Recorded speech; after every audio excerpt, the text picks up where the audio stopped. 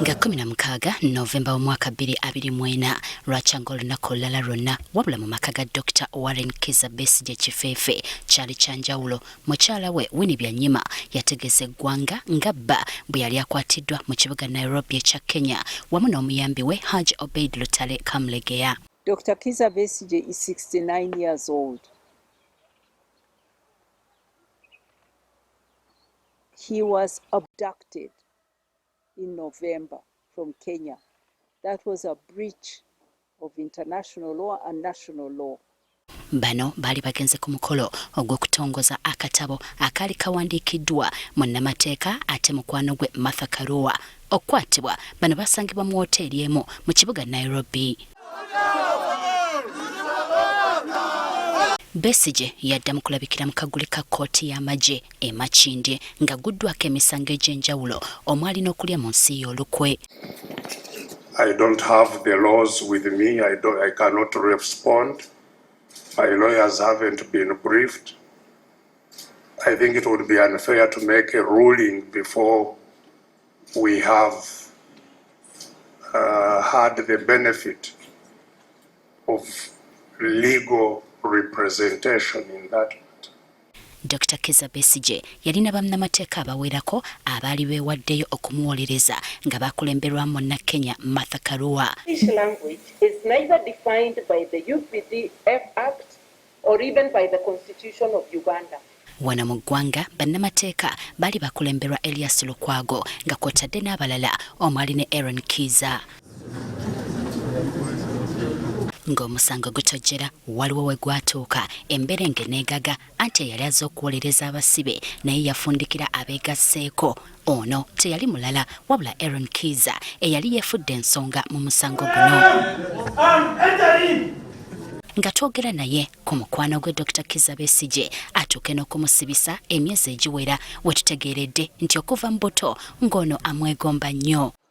Kale kituufu kyonna ali muwagira okuva edda ndi mwana anansoma kubanga omusajja yatandika dda nga ndi mu S4 nga ali mu bintu bino nga nze namuwagira ng'abalala bannayuganda bamuwagira naye luvannyuma ng'amaze okusoma ate ne tukwatagana.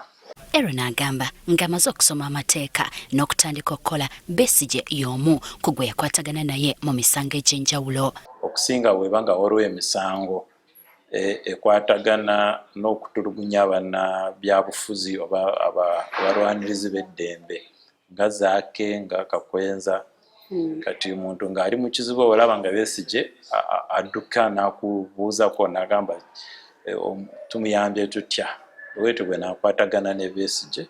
Kati mu misango Besigye gy'awera ennemba nagyo mu kiseera kino n'omuyambi we era n'atubuulidde nti waliwo omu ku bakulu mu kibiina kye eyamutuukirira n'amusaba ab'omu ku abo abagenda okumuwolereza agamba tekyamwetaagisa na kukirowoozaako. Kyokugenda kuli gwe ttiimu kyo wali omukulu we sigenda kwogera erinnya yayogera nange n'alaba nti twetaagisa okukola ki kubeera ku ttiimu eyo nengigendako nga sirina tabbo nga tewaliwo question mark.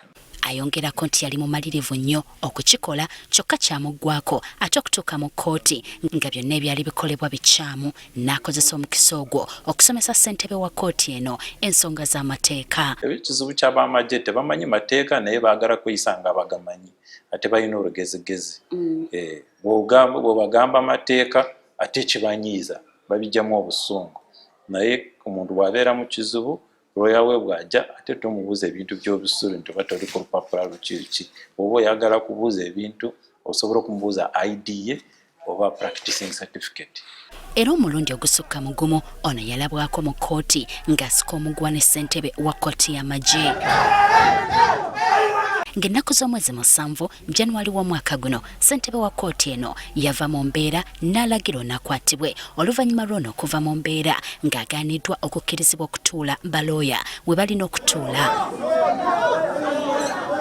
Okusikangana amataayi byalabibwako era okukkakkana ng'onateereddwa mu kaguli awatali kulonzalonza. Ssentebe wa kkooti eno Brigadier General Robert Freeman Mugabe n'amusalira ekibonerezo kya myezi 9 olw'okugezaako okucyankalanya kkooti. Court finds the accused conduct in contempt of this court and finds Kizza Aaron guilty of the offence of contempt of court and is hereby sentenced to 9 months in prison to be served in Chitalia government prison.